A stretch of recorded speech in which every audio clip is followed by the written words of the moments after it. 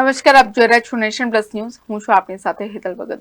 Corona કાળમાં બંધ થયેલ ગાંધીનગર દાહોદ ટ્રેન ફરીથી શરૂ કરવાની માંગ સાથે આણંદના સાંસદ મિતેશ પટેલને રજૂઆત કરાઈ હતી. ગાંધીનગર, ચરોતર, પંચમહાલ અને દાહોદના પેસેન્જર અપડાઉન કરતા લોકોને રાહત મળે અને ભાડામાં ફાયદો મળે તેને લઈને ગાંધીનગરથી દાહોદ સુધી મેમુ ટ્રેન શરૂ કરવામાં આવી હતી, જે કોરોના મહામારી સમયે બંધ કરાતા અને ફરી ચાલુ ન કરાતા પેસેન્જર સહિત અપડાઉન કરતા લોકોને મુશ્કેલીઓનો સામનો કરવો પડી રહ્યો છે.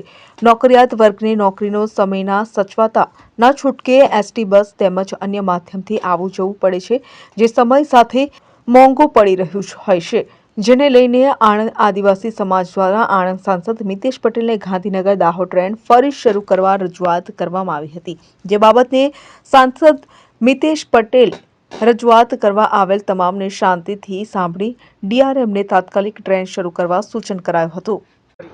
મારું નામ શંકરભાઈ દશરથભાઈ વસાવા છે. અમે લોકો લગભગ અહીંયા ઘણા સમયથી આણંદમાં રહીએ છીએ અને આજનો અમારો પ્રશ્ન એ હતો કે કોરોના કાળ પછી જે ગાંધીનગરથી ઉપરથી અને દાહોદ પહોંચતી હતી એ મેમુ ટ્રેન બંધ થઈ ગઈ હતી. એના સમર્થનમાં અમે સાંસદ સાહેબશ્રીને રજૂઆત કરવા હતા લેખિતમાં.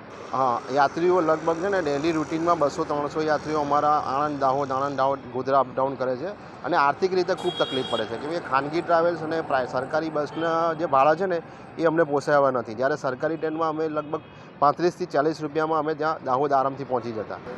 સાંસદ સાહેબને રજૂઆત કરી, સાંસદ સાહેબ ખૂબ પોઝિટિવ રજૂઆત કરી અને અમારા રૂબરૂ અમારું આવેદનપત્ર સ્વીકારી અને ડીઆરએમને ત્યાં અમારા હાજર જ એમને ફોન કરીને જાણ કરી કે ભાઈ આ કોરોના કાળ પછી જે આ ટ્રેન બંધ થઈ ગઈ છે એનું આપણે સુખદ નિરાકરણ લાવવાનું છે. આણંદથી દિનેશ પટેલની સાથે Hiren Shah, Nation Plus news, Khambhat.